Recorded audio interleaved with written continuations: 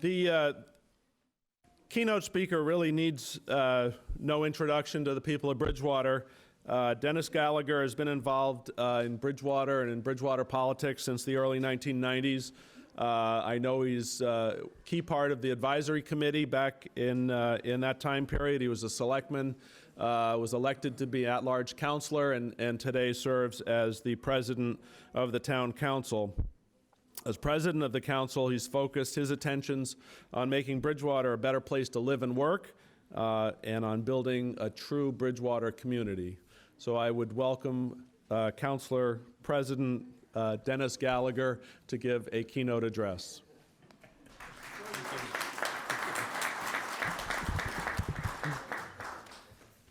Well, good morning, everybody. Good afternoon.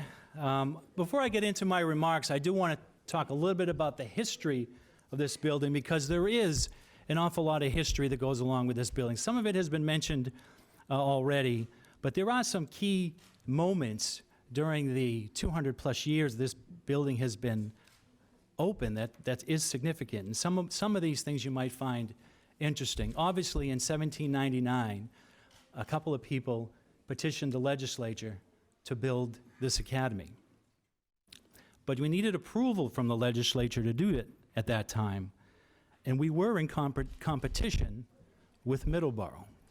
And a lot of these facts that I talk about are in the book that was presented to us today, written by Maurice Walsh, our former fire chief's dad. But we won out over Middleborough, and we were the ones selected to open an academy. And back in after the July 4th holiday of 1800 was when the first class of that academy started. Yes, it was a private school at that time. It was one that was for more so privileged, wealthy people in Plymouth County, both men and women. Some people think that it was just a boys' school. That's not the case. It was also for boys and girls, and there was separated, and there was a preceptor and a preceptoress, I believe they called it at the time, for those students. In 1822, there was a fire, and the whole building was burned to the ground. It was not originally on this site. The original building was built on the north side of the common to the cost of $3,000. So it went about its way into the 30s and 40s in the 1800s. And the third preceptor of Bridgewater Academy I found very interesting in reading what Maurice Walsh put together. His name was John Reed Jr.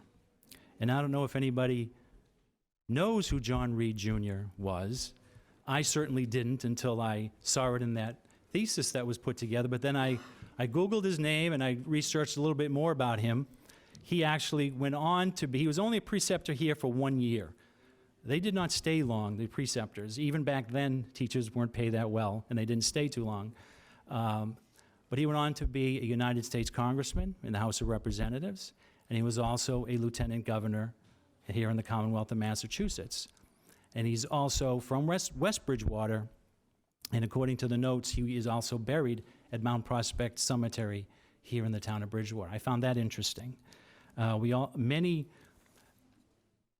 students that graduated from Bridgewater Academy went on to do some very great things. They went on to Harvard, Yale, Brown, Dartmouth, Princeton, some very good schools at that time. But up until 1951, 1952, from 1875 to 1951, 1952, there's a debate about that date. This was our high school. Now, I don't know if I'm sure there are many people here, certainly a few, that graduated from this academy when it was the Bridgewater Town High School. But I do know one person here particularly, but before I mention her, is there anybody here that graduated from Bridgewater High School prior to 1938?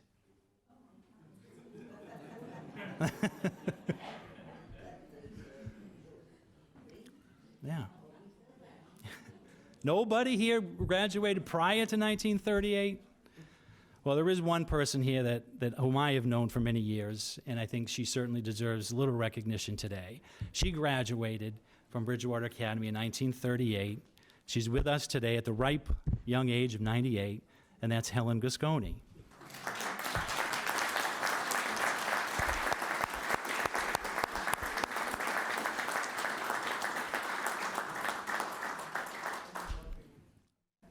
And I certainly do want to recognize all the students that have graduated from this academy, this high school, after that date. It's very significant. Once the high school was built, this facility, obviously, as we all know, became the town complex for town buildings. The police station was here for many, many years before it moved on Pleasant Street. And it's kind of back to where it was back then. It's now town offices. The council, you were sitting in the council chamber where we have our bi-weekly meetings. That's a little bit of history about the building, and I hope that there are copies of that perhaps can be made, because I found it a little interesting. And I grew up in East Bridgewater, so a lot of the history of Bridgewater I find very, very interesting. But today we gather to celebrate the official grand opening and reopening of this historic building, the Academy building. We also gather to celebrate the holiday season with Bridgewater Business Association's annual Christmas on the Common, which is taking place. It's events like this that brings a community together. One event that celebrates and recognizes the efforts of so many in preserving a major landmark in Bridgewater's history, and the other that brings a community together for a few hours in kicking off the holiday season. Living in a fairly large, small town, community is very important. What it means to us and how it shapes our lives. Yes, we all have our families, we all have our co-workers, we have our social connections, but we all are also part of a larger community, and that is the community in which we live. When we talk about community, we talk about many different aspects that make it up. We look at the recent successes, past successes, and what vision we have in store for the future. But what brings people to Bridgewater? One will look around and see what the community has to offer.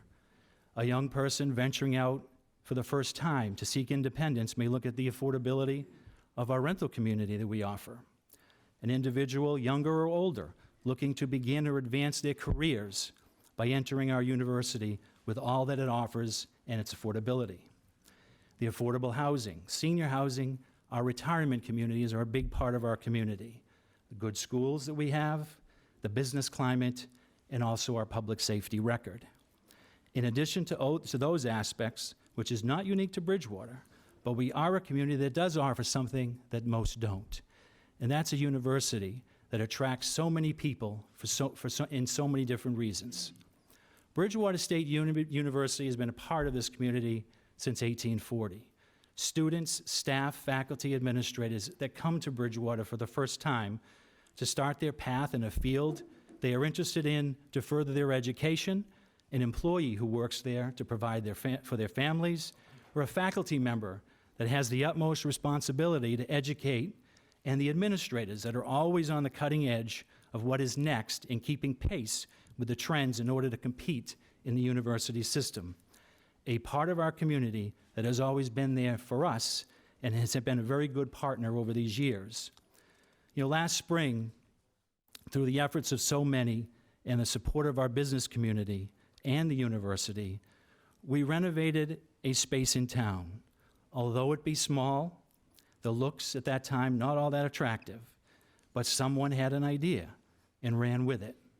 When it was complete, it was called Music Alley, where this past summer hundreds of citizens, local and from surrounding communities, came out to listen to some good summertime entertainment for a few hours and to enjoy some local food from our establishments and community organizations, to see their neighbors and perhaps bump into an old friend that they haven't seen in a long time.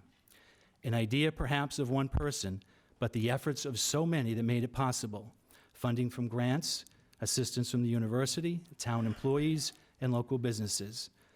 But it's volunteers that step up with nothing to gain personally, just to try to make a difference and improve our community, and it did.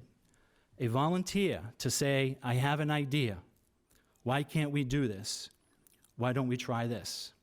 Run with it, meet its challenges, but in the end, persevere, and what an accomplishment it can be. This is just one example, most recent perhaps, but it is the example that makes up a great community. The renovation of this building obviously is another example.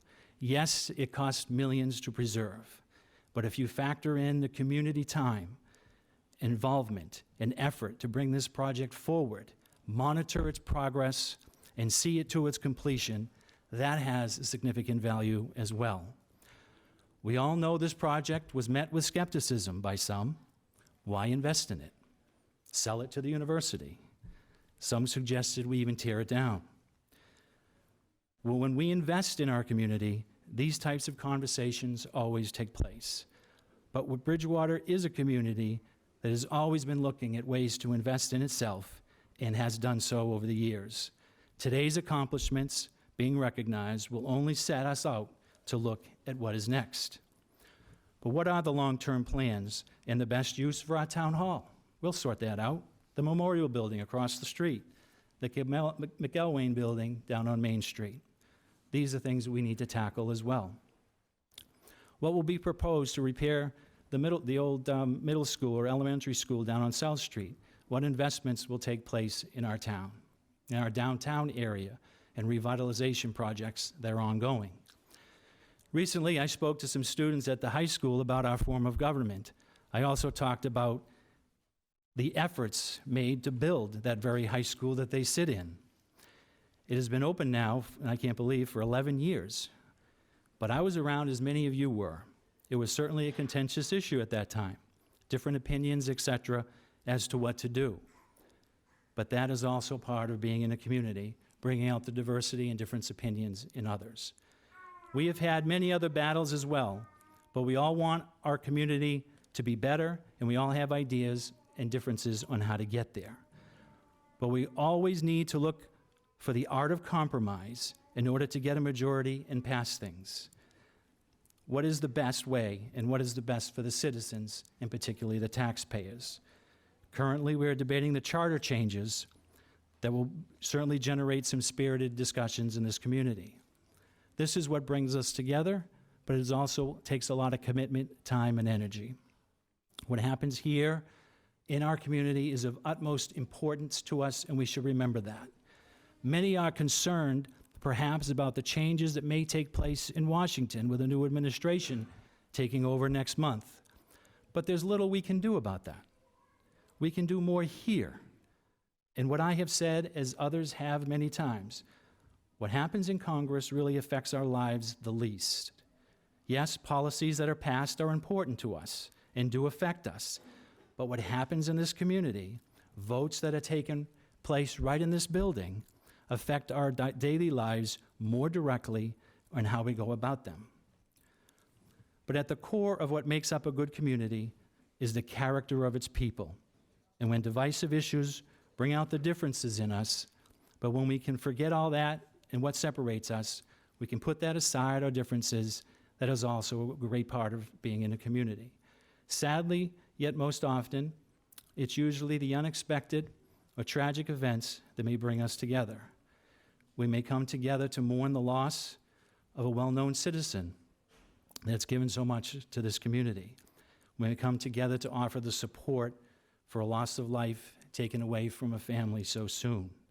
Even if we did not know them, it hits us hard and we get out there to support them. Or even a service member who comes home after being killed in action. The community comes together to support them. As we all know, the police around the country are under tremendous scrutiny, and we should be fortunate that we have a respected staff in our community. The fire department as well. They are a major community here, part of our community here in Bridgewater. And what happened in Cambridge yesterday, I'm sure they felt that.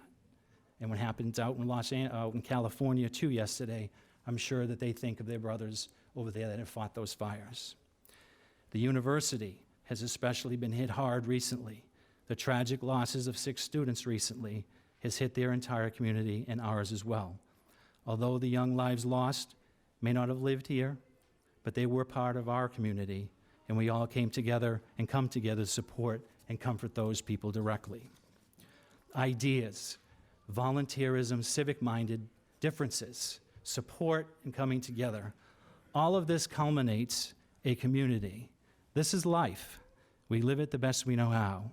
So let this building, its history, and its uniqueness, its modernization, be a place where our community comes together, and may it be a showplace for others. May it be the living room for our community. I want to thank you all for coming here today, and I appreciate it. Thank you.